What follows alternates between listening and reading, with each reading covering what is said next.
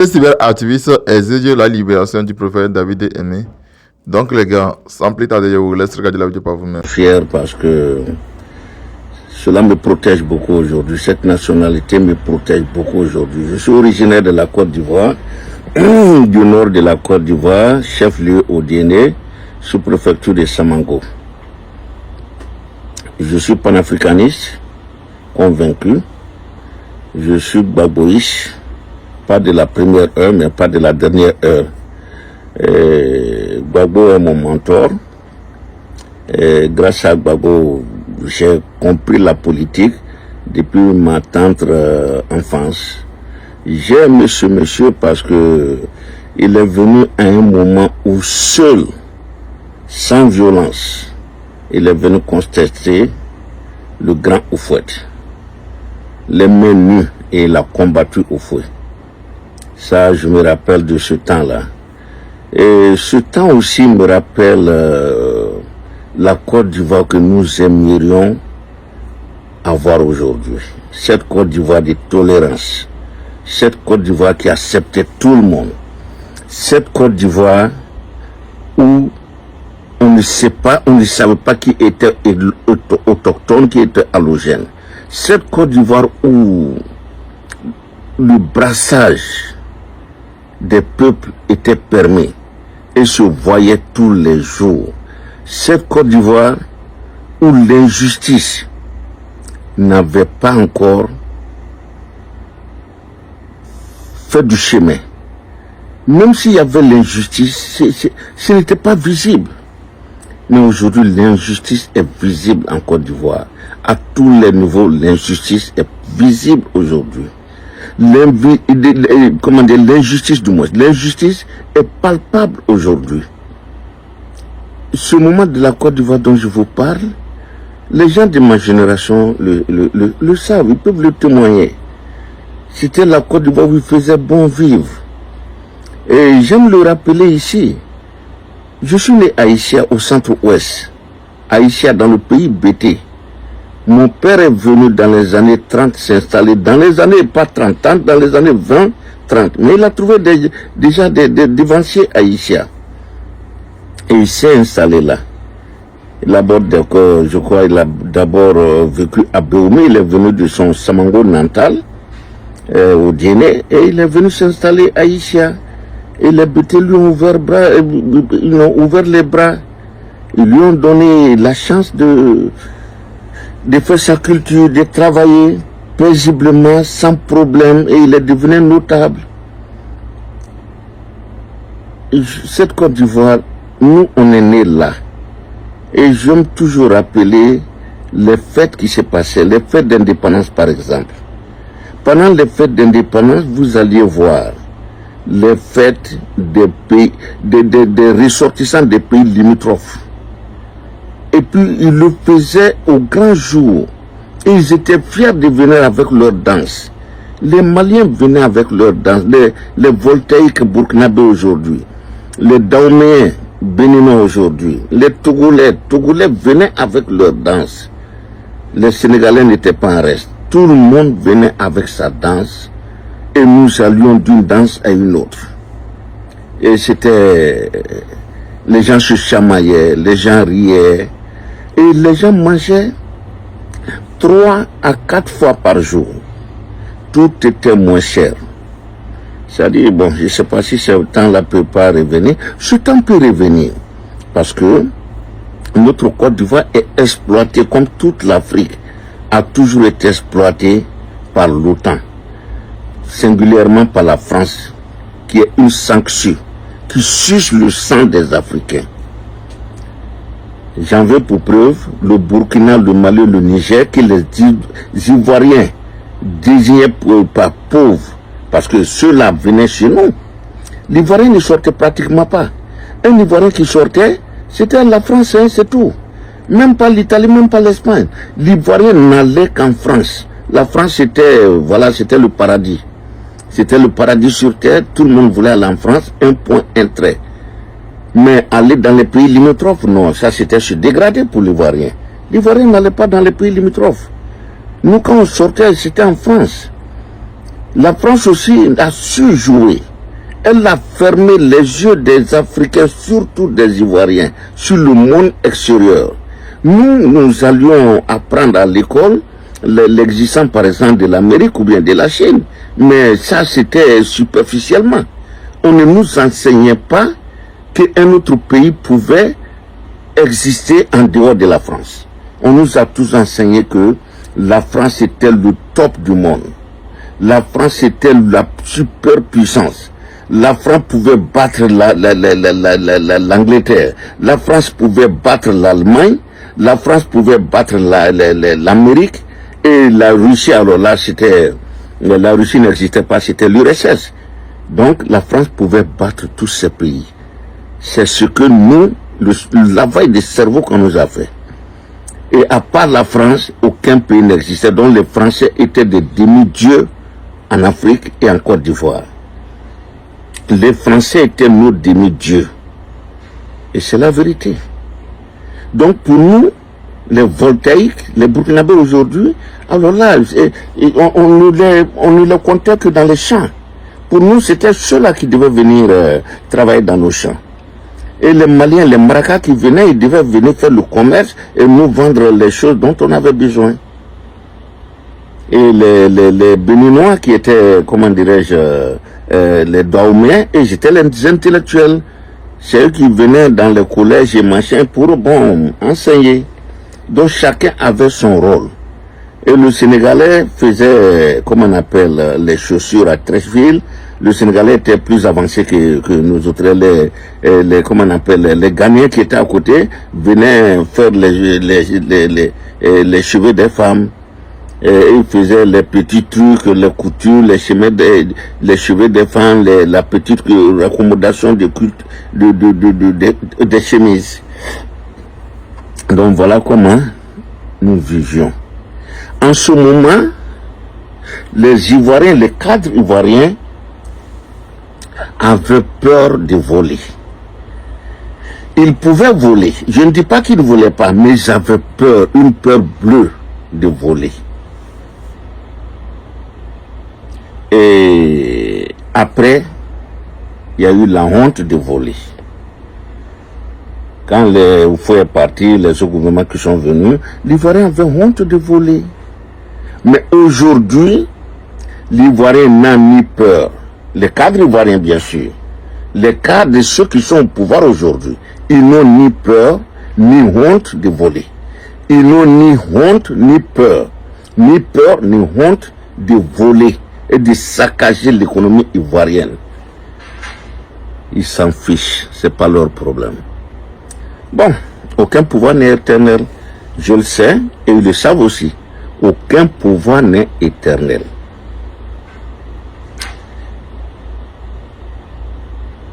Voyez-vous aujourd'hui ce qui se passe en Côte d'Ivoire, c'est malheureux. Les prisons sont pleines aujourd'hui. Pas de malfrats. Les malfrats, il y en a en Côte d'Ivoire. Les malfrats en col blanc. Je peux dire même que toute la hiérarchie ivoirienne est malfrat. La hiérarchie, c'est-à-dire dans les administrations, c'est-à-dire le pouvoir en haut, ils sont tous des malfrats. Eux tous sont des malfrats aujourd'hui. Ils sont malfrats, il faut le dire. Aucun contrôle. Et maintenant, pour se rattraper, on va briser le petit espoir qui reste au petit peuple. On casse les maisons, le petit commerce, on leur prend toutes sortes de taxes. Il y a des taxes même inimaginables et imaginaires aujourd'hui en Côte d'Ivoire. Le commerce n'existe plus.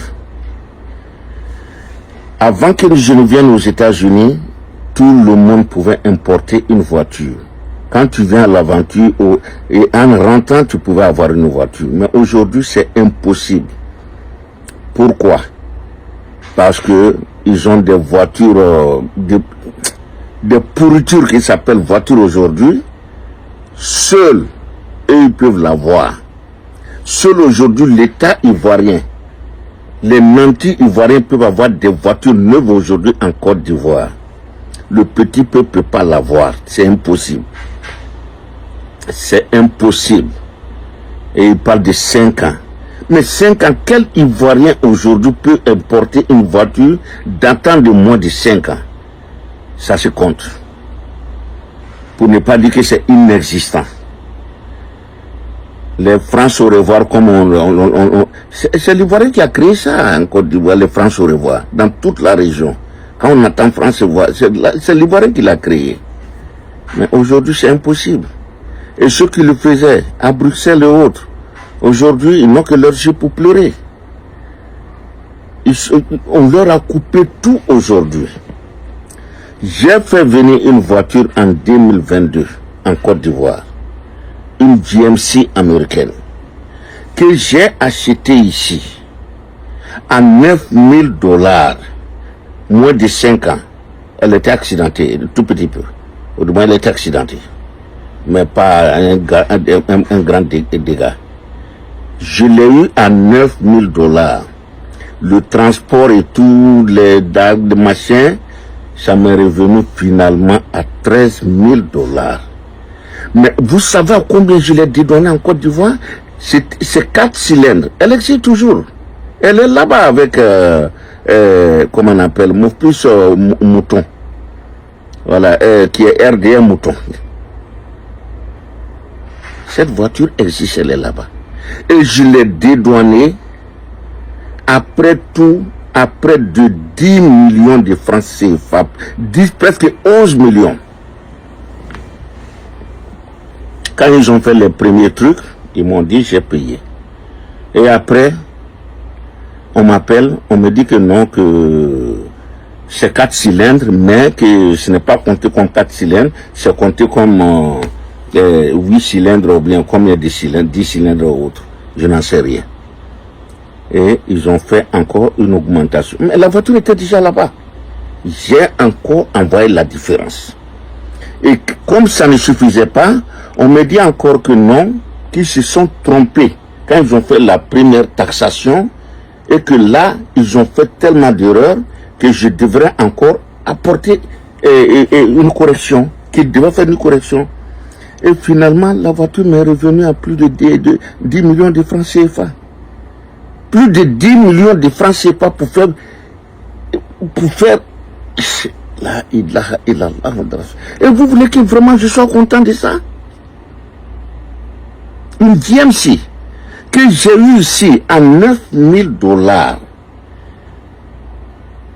Ça fait à peu près 9,000, même pas 6 millions de francs CFA. Et que j'ai dédouané à près de 11 millions, plus, peut-être plus, parce que ça dit plus de 10 millions de francs CFA que j'ai fait dédouaner. Et vous trouvez ça normal? Je ne trouve pas ça normal.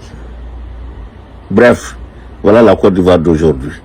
Voilà la Côte d'Ivoire qu'on nous donne aujourd'hui.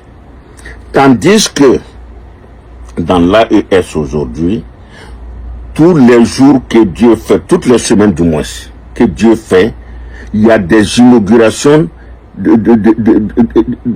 d'usines, de transformation des matières premières de ces pays. Aujourd'hui, le Burkina même, les pilotes qui vont au Burkina aujourd'hui vont apprendre à piloter au Burkina. Les Maliens ne sont pas en reste. Les Nigériens ne sont pas en reste. Les Maliens non. Et vous voyez, et que chez nous, aujourd'hui, c'est pas possible.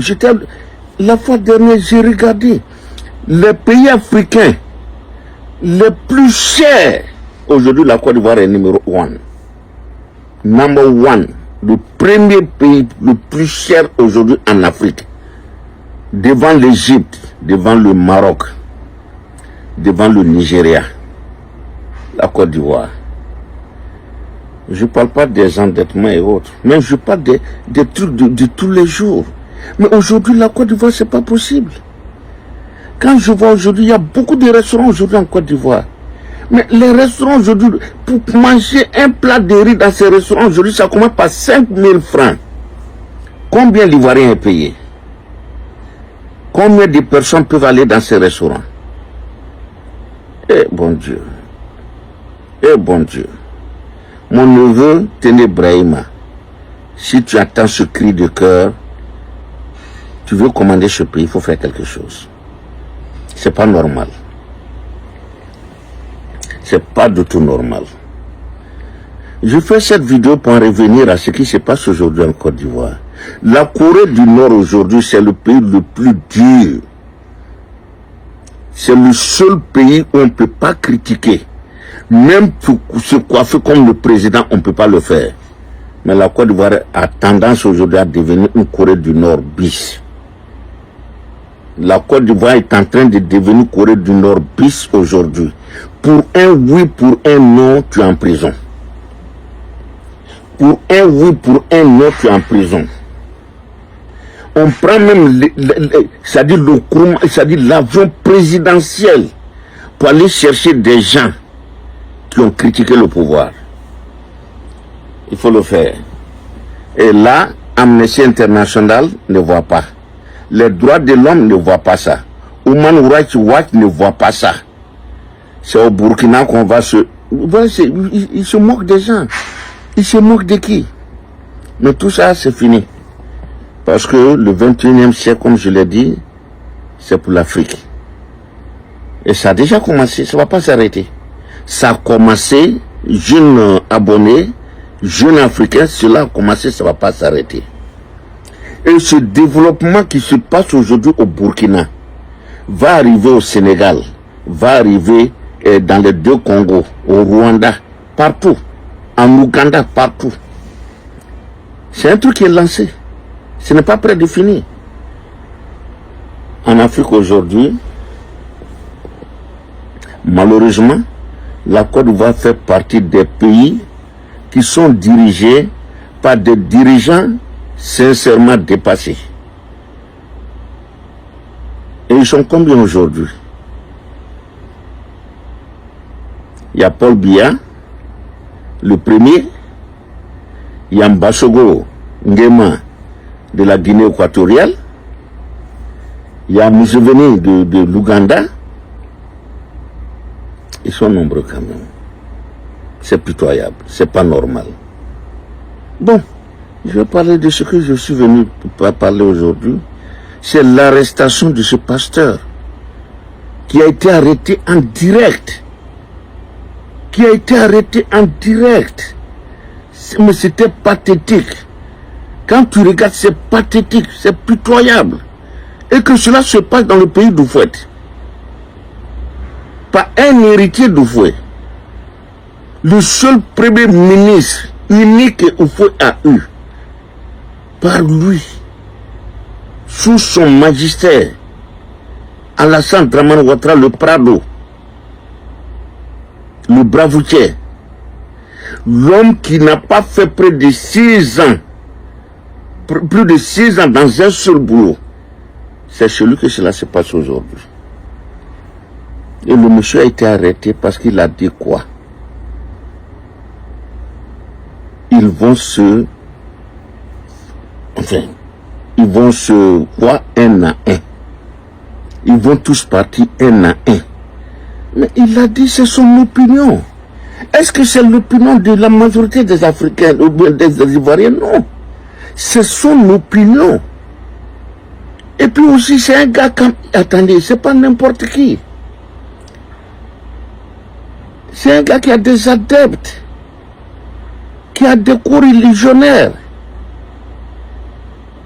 Et lui, il a été arrêté. Je ne suis pas aux rumeurs qui disent qu'il est décédé. Parce que tout le monde va mourir. Ça, c'est sûr, tout le monde va mourir. Donc, quand... Non, je ne reprends pas ça. Mais ce monsieur-là, il n'a rien à faire dans la prison aujourd'hui à la Maka. Ou bien partout où il est détenu, il n'a rien à faire là-bas. Ce monsieur n'a rien à faire aujourd'hui dans les prisons ivoiriennes.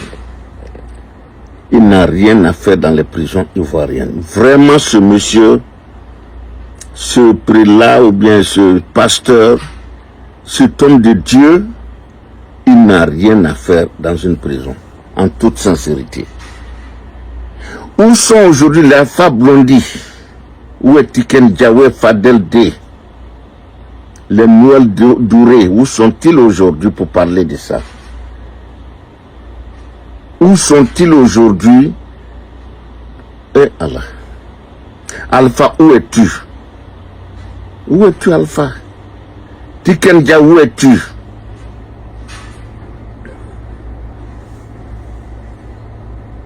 Ça n'arrive qu'aux autres, ça n'arrive pas qu'aux autres. Le renard passe, chacun à son tour. Aucun pouvoir n'est éternel. Ce monsieur n'a rien à faire en prison. Par comparaison, avant les élections, le pasteur qui est sorti, que lui, il a 1 million d'adhérents, 1 million d'électeurs pour Alassane Ouattara. Mais pourquoi il n'a pas été inquiété? Parce que lui, il a 1 million pour aller élire Alassane, ou bien faire élire Alassane. Et celui-ci critique les dérives du pouvoir. Mais attends, il y a quel pouvoir qui n'a pas de contre-pouvoir? Ça n'existe pas. Les gens peuvent se taire. Même dans les dictatures les plus féroces, les gens se taisent, mais attends, dans la tête, tu ne peux pas l'enlever. Ils applaudissent, mais ils te haïssent. Ils ne t'aiment pas. Tenez Brahima, tous ceux qui applaudissent pour toi, ils te détestent. Ma chérie, tu es détesté par ton entourage, à commencer par ton propre cabinet. Chacun d'entre vous, à commencer par vos cabinets. Dominique Ouattara, toutes celles, tous ceux qui sont autour de toi, Dominique, ils te détestent. S'ils peuvent manger ton mari cru, ils vont manger ton mari cru. Je sais que vous le savez, mais vous laissez faire. C'est ce qui est dangereux. Tenez vraiment, tous ceux aujourd'hui, même l'autre jour, il y a un monsieur, il était tellement, ça dit que, il dit que, quand il faisait la présentation, il dit, je rends arme au Premier ministre. Tout ça, c'est la délation. Et j'ai vu mon neveu sourire. Il avait peur de toi, Ibrahim. Tenez Ibrahim. Ce monsieur-là avait peur de toi. Avant les fêtes de l'indépendance, celui qui te présentait les armes un jour, là, le militaire, là, il a dit quoi? À vos ordres, monsieur le Premier ministre. Il a tellement peur. Il a failli même dire monsieur le vice-président. Parce que c'est ce que tu es réellement. Mais c'est pas normal. Mais vous devez sentir là que les gens ont peur de vous. Ils ne vous aiment pas. Ceux qui vous critiquent là, comme ce pasteur-là, ils vous aiment plus. Moi, je vous adore. Et vous le savez, c'est la vérité. Moi, qui aime bien, chicote bien. Qui aime bien, châtie bien. Je ne vous déteste pas, vous le savez. Johnny Pacheco ne vous déteste pas du tout. Il vous aide en parlant de méchanceté, en parlant de tout ce qui est mauvais dans votre comportement, dans votre entourage. Il veut que vous vous corrigiez, c'est ce que nous cherchons. Je viens de faire la comparaison, mon enfance, au temps du fouet, et vous aujourd'hui. Vous pouvez empêcher ceux qui sont là-bas de le faire, mais vous ne pouvez pas m'empêcher moi de le faire ici. Mais je suis sincère. Je veux que vous changiez. Je veux que vous entendiez ce cri de cœur. Au contraire, c'est moi qui suis avec vous. Johnny Pacheco est avec vous.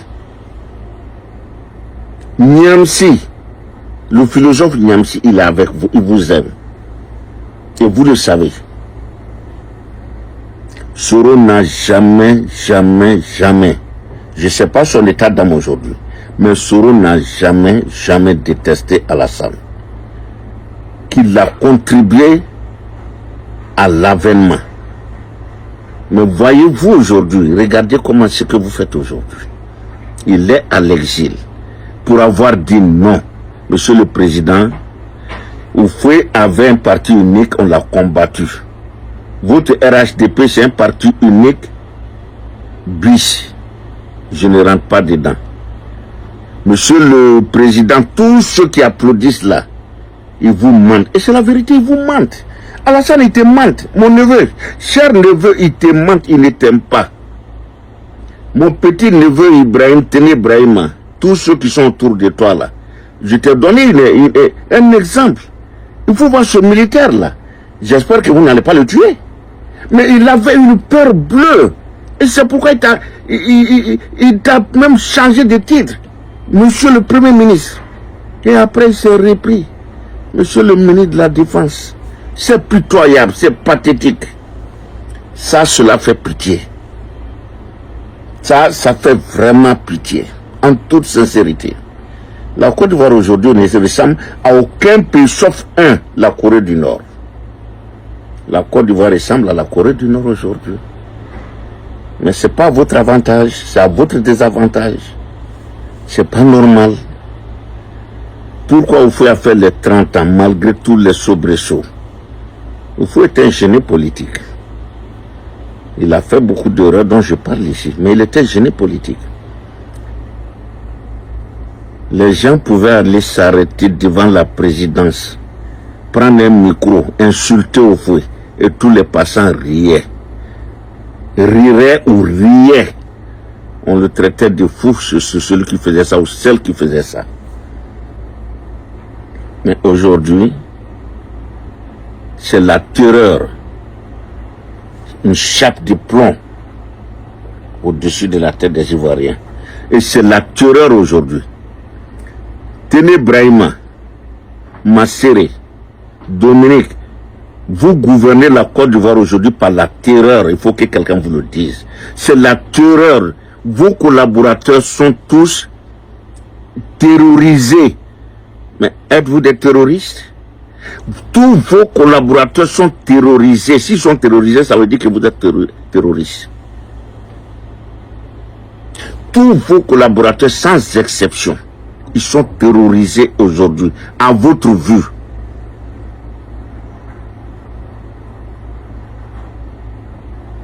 Vous n'avez pas d'essentiels collaborateurs aujourd'hui, ça n'existe même pas. Vous avez des fanfarons autour de vous, des bénis oui-oui. Aucun ne peut dire, Monsieur le Président, Monsieur le ministre de la Défense, Madame la Première Dame, Masséré, bon, je ne connais pas son la thème de tir que je ne sais pas laquelle. Attends. Tous ces gens-là, ils ne vous détestent pas. Mais ils sont terrorisés. Mais ils ne vous aiment pas. Ils ne vous détestent pas, mais ils ne vous aiment pas du tout. Ça, je vais vous le dire. Il y a d'autres qui ont une haine en eux. Mais demain, si vous perdez le pouvoir, vous allez entendre ces gens-là parler. On a tout dit. On a fait ça. C'est là que tous vos secrets vont sortir. Ça, c'est l'être humain. Ça, c'est l'être humain. Donc, ce pasteur que vous avez pris, libérez-le. Il n'a rien à faire là-bas, libérez-le. Libérez-le. Celui qui vous a donné 1 million d'électeurs, vous ne l'avez pas pris. Mais pourquoi vous allez prendre celui qui vous dit que ce que vous faites, ce n'est pas bon? Pourquoi? C'est pas normal. C'est pas normal. Mais attendez, êtes-vous parfait? Seul, je dis bien seul le bon Dieu est parfait. Agib Touré, je pense que quelqu'un va lui porter ça. Petit Agib Touré. Et Agib Touré. Toi, on t'a pris, on t'a donné 2 petits gifles. On t'a mis derrière les barreaux de 3 jours. Et maintenant, là, c'est fini, on t'a donné un peu de trucs. Dans ta bouche, maintenant, tu es en train de manger mouton tous les jours. Donc, c'est fini pour toi. Tu es devenu un phobe. Mon grand frère Djiriba, j'ai tellement de respect pour ce monsieur. Parce que quand tu faisais prier les gens, au plateau, dehors, sur le parking, j'ai souvent participé à tes prières. Et tu avais les mots très durs en ce moment pour parler du fouet. Bédier. Mais aujourd'hui, grand frère, je suis déçu. I'm very sorry to tell you, Betty, je suis très déçu aujourd'hui, grand frère. Je t'ai connu à une occasion que tu sais très bien. Pour cela, je te suis reconnaissant, très reconnaissant. Mais je ne te reconnais plus. Président du COJIM, Diakité. Cher grand frère Diakité, ou bien petit frère, parce que moi j'ai 69 ans, hein. Donc voilà, je ne sais pas si tu es âgé que moi, je ne crois pas. Donc Diakité, Diakité. Vous êtes les... Sur terre ici, c'est vous, les hommes de Dieu. Les envoyés de Dieu aujourd'hui, c'est vous. Et vous voyez ces injustices, vous ne dites rien. Diakité, comment on appelle, Aïdara vient de faire une grande tournée en Afrique, en Côte d'Ivoire. J'ai beaucoup apprécié. Vous l'avez bien reçu. Mais c'est un monsieur, il sait ce qu'il fait. Il vous parle, il dit qu'il vous aime. Je suis d'accord. Mais je sais qu'il ne vous dit pas ses vérités aussi. Peut-être en aparté, il a dû vous le dire.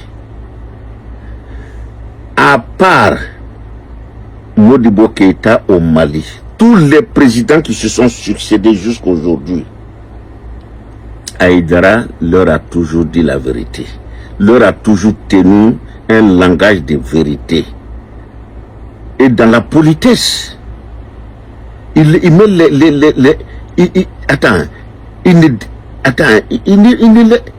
il le fait vraiment.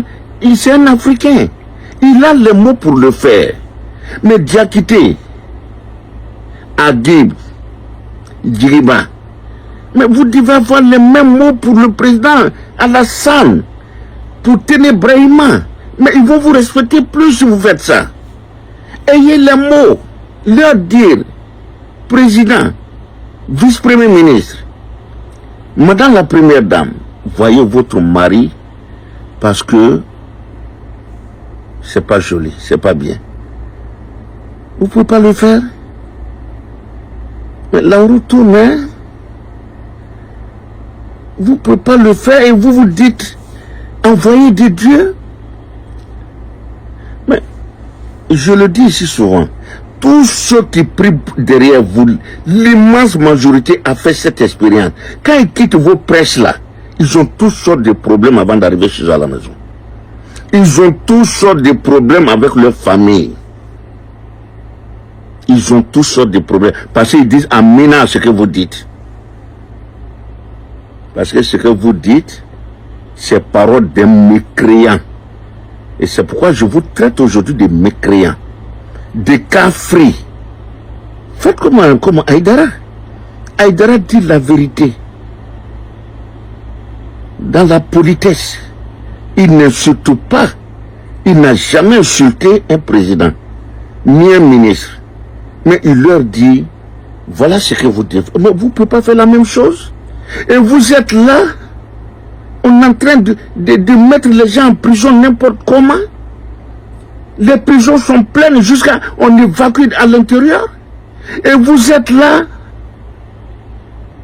Shame on you guys.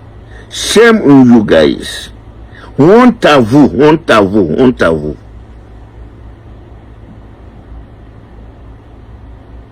Et vous êtes fiers de vous? Je ne crois pas que vous soyez fiers de vous. Vous voyez mes vidéos, je le sais. Si vous pouvez aujourd'hui envoyer quelqu'un me terminer, vous allez le faire. Mais honte à vous. Le clergé aujourd'hui, quand ils ont l'occasion, ils disent pour eux. Dans la fraternité. Ils disent pour eux poliment aussi. Et l'IPADA aujourd'hui à l'extérieur. Pourquoi? Et vous trouvez ça normal? Mais quand un pouvoir arrive à ce niveau-là, la fin n'est pas loin. Quand vous vous en prenez aux hommes de Dieu, après les orphelins, après les pauvres, après les femmes, c'est malheureux. C'est la dépravation aujourd'hui en Côte d'Ivoire. Et personne n'en parle. Pour cacher le mot d'homosexualité, on parle de woubi, le woubisme aujourd'hui en Côte d'Ivoire. Mais moi, les woubis, je ne suis pas contre eux, les homosexuels, je ne suis pas contre eux. J'en ai eu dans ma famille, mon cousin direct. Mon cousin direct, il est né comme ça. Je connais sa vie. Il n'a pas choisi d'être ça. Ma tante est venue me voir en 2003. Les larmes aux yeux. Elle m'a dit quoi? Mon fils, ton cousin aujourd'hui, voilà. Je dis, tanti, faut pas en faire un problème. Cherchez-lui un visa qui me rejoigne aux États-Unis. Malheureusement, il était déjà atteint d'une maladie incurable. Et quelques mois après, il est décédé. Je ne serai ici. Donc je n'ai rien contre les homosexuels. Ça existait dans ma famille. Mais je comprends, c'est pas leur faute. Ils sont nés comme ça. Mais ça a toujours existé en Afrique. Mais ils ont toujours vécu dans leur petit coin. Ils ne s'existent pas. C'est ce qu'on dit. Ça va contre nos mœurs. Mais est-ce qu'il faut les tuer pourtant? Non. Mais aujourd'hui, on veut faire ce que les Occidentaux font. Mais attends, le woubisme, c'était interdit en France jusqu'à tout récemment. Mais nous ne devons pas prendre tout ce qui vient de l'Occident. Nous ne devrions pas. C'est pas normal. On a nos trucs africains. On doit être fiers d'être africains. Les Arabes là, même en Arabie Saoudite, il y a des woubis. Tout le monde le sait. Mais ils se cachent pour faire leurs trucs et ils font leurs prières. En Arabie Saoudite, il y a des homosexuels, femmes comme garçons. Ça existe. Au vu et au su de tout le monde. Quand je dis au vu et au su de tout le monde, ils ne s'affichent pas. Et c'est ce que nous recherchons pour nous en Côte d'Ivoire. Mais aujourd'hui, c'est pas possible. Je n'ai rien contre. Mais on veut simplement qu'ils vivent comme ils vivaient au temps du Houphouët-Boigny. Au temps du Houphouët-Boigny, il a existé un homosexuel que seul, une petite, une minime partie, ou du moins de l'entourage de Houphouët le savait. Une petite minorité, très petite minorité savait. Ne me demandez pas comment je l'ai su. C'était le gouverneur Guy Néré. Il a toujours vécu à l'hôtel Ivoire. Il n'a jamais voulu prendre une villa quelque part. Et des gens qui viennent d'un pays enfin, un pays voisin, ces gens-là étaient ces femmes. Et on les connaissait. Et ils avaient leur moto, ils ne conduisaient leur moto qu'à Cocody. Ils ne sont jamais allés à Bobo parce qu'ils savent qu'on va les brûler là-bas. Mais rares sont ceux qui savaient que Guy Néré était homosexuel. Mais il faut l'accepter. Il faut l'accepter. Mais le gars a vécu aussi caché. Il ne se pavanait pas. Guy Néré, ces gens, attendez, c'est des choses qui existent dans toutes les sociétés. Mais aujourd'hui en Côte d'Ivoire, ils veulent même faire leur journée en Côte d'Ivoire, comme aux États-Unis. Et nos imams n'en parlent pas. Et ils ne parlent pas de ça dans leur prêche. Tout ça pour ne pas offusquer le président Alassane Dramane Ouattara. Mais le président Alassane Dramane, il faut lui parler, il faut lui dire avec les mots. Et il va comprendre. Il n'est pas insensible. Il n'est pas insensible aussi aux mots. Il est réceptif. Mais c'est vous qui êtes autour de lui, ou bien qui avez accès à lui, d'en parler. Et de lui dire, président, voilà. S'il n'arrête pas, vous avez fait votre devoir. C'est ça aussi. C'est ça. C'est comme un philosophe français qui l'a dit.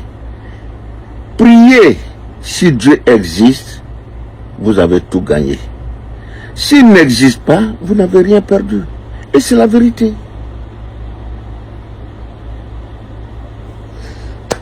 Ainsi va le monde et ainsi va la Côte d'Ivoire. Donc libérez, je vous en prie, libérez ce monsieur, libérez ce pasteur. Il n'a rien à faire dans les geôles africaines et ivoiriennes. Il n'a rien à faire en prison. Laissez-le, ses fidèles l'attendent. Laissez-le venir parmi ses brebis. C'est ce que je souhaite. Je suis très déçu de nos co-religionnaires musulmans. Vous traitez les autres de Kobala, de Bushmani. Mais ces Bushmani-là, ils n'ont rien fait pour mériter ça. Ils n'ont rien fait pour mériter. Je viens de voir une jeune fille tout à l'heure et ça m'a fait beaucoup de... Mais c'est ça aussi. Elle dit que le karma existe. Le jeune qui a été tué par sa femme en Italie, Fatim, et le jeune s'appelle Sangaré Daouda, et Fatim Sidibé, elle est en prison aujourd'hui, elle a été reconnue coupable. Mais il y a une jeune fille qui est sortie aujourd'hui pour faire un truc pour dire quoi? Que ce Daouda Sangaré, elle était son fiancé ou bien son homme pendant 6 ans. Et il l'a laissé avec 2 enfants. Pourquoi? Parce qu'elle est Kobala, parce qu'elle est Bushmani. Et elle a dit quoi? Elle dit le karma existe. Donc le karma existe. Faites attention à tous les niveaux. Le karma existe. Dieu existe, le karma est là. Que Dieu nous aide. Que Dieu aide la Côte d'Ivoire. Que Dieu aide les Africains. Alhamdulillah Rabbil Alamin. Alhamdulillah Rabbil Alamin. Alhamdulillah Rabbil Alamin. Ni Allah masawa furesre. Allah ni Maurodri Sale ni ya jondru mutole ni makranga ni te fuilo. Miskara jirati ni talo mendi Allah ni milo. Allah eye. Allah yeno. Ya chila de laban, chila de mana mingo ole Muhammad sallallahu alaihi wasallam. Ni Allah tanobiye. Tano yesuro tano yetiro. Ni Allah aki anabu nyuma koson.